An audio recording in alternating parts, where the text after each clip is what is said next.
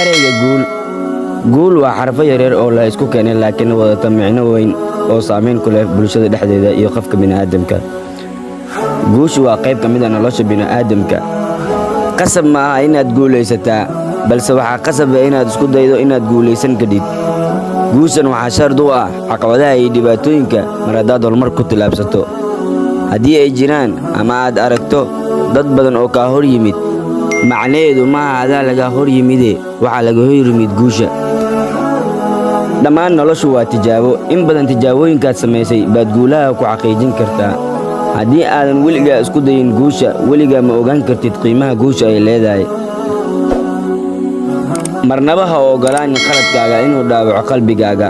Hana sugin inay guusha kuu timaado ee dadaalkaagu laba jibaar adoo qaladkaaga cashir ka qaadanayo. Jooji fikrada khayaaliga ah adigoo xadidayo, bilow fikir cusub oo suurtagalnimada guushaada ka mid ah.